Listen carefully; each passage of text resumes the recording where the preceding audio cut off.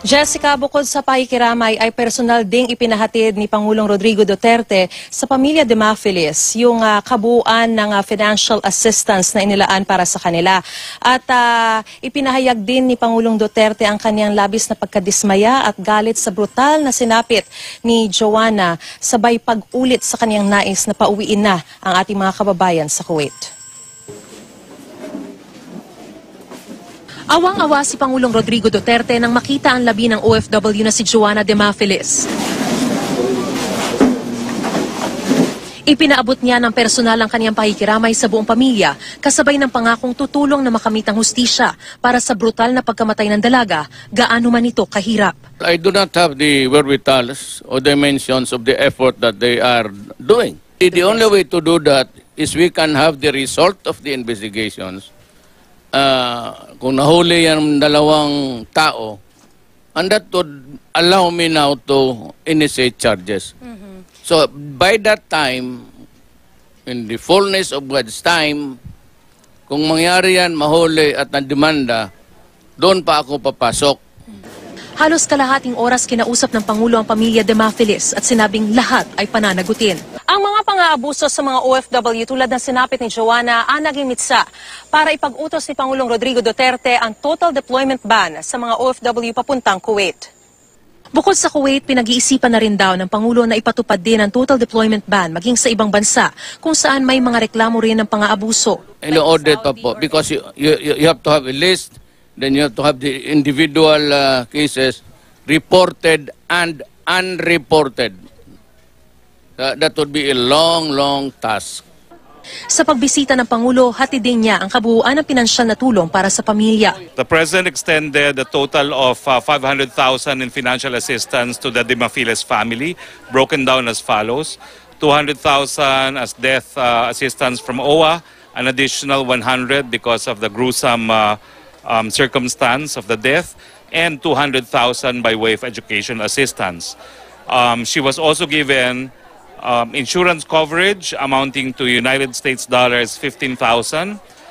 Nangako rin ng Pangulo na tutulong na may patapos ang bahay ng pamilya at tutubusin ang 3 hektaryang lupa na kanilang isinangla. Ako po ay nagpapasalamat sa ating Pangulo dahil hindi ko lain na darating siya. Masakit sa akin na ganun yung ginawa sa anak kong si Joanna. Kaya nga mas mabuti nga na bigyan din ni Pangulong Duterte at natulungan na rin ang pagpa-uwi ng sa kay Joanna. Tuloy-tuloy naman ang dating ng nakikiramay, kabilang ang kababata at malapit na kaibigan ni Joanna na si Cheryl De Chavez. Sana po na mahuli na yung gumawa po sa kanya ng ganito. Hindi ko po kayang kita yung ganyan yung ni Baby Girl eh. Mahirap po sa akin. Opo, simula po sa local. Ano pangalan ng agency? Jessica, dahil nangako na rin si Senador Manny Pacquiao na tutubusin yung isinanglang 3 hektaryang lupa ng pamilya Demafilis, ay posibleng sa ibang pangangailangan na lamang daw ng pamilya ilaan itong pondong dapat sana ay para dun sa pagtubos dun sa lupa. Jessica. Maris, anong update dun sa recruiter dito sa Pilipinas ni Joanna? At may update din ba dun sa paghahanap dun sa kanyang mga employer sa Kuwait, yung Lebanese at Syrian na mag-asawa?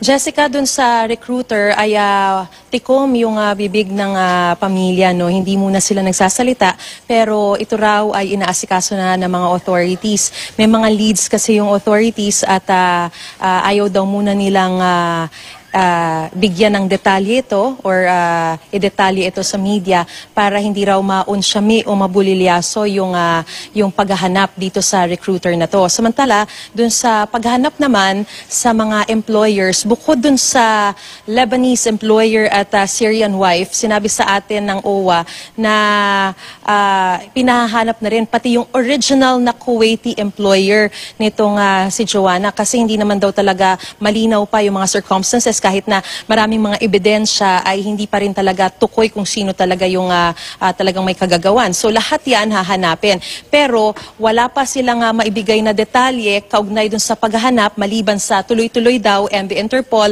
is on it. Pero sinasabi sa atin ni Pangulong Duterte talagang right at this point, since he doesn't have the wherewithals dun sa paghahanap nga nito, ay kailangan daw ipagdasal at oras na maaresto daw ito, doon na papasok ang ating pamahalaan. Jessica. Maraming salamat sa iyo, Mariz Umali.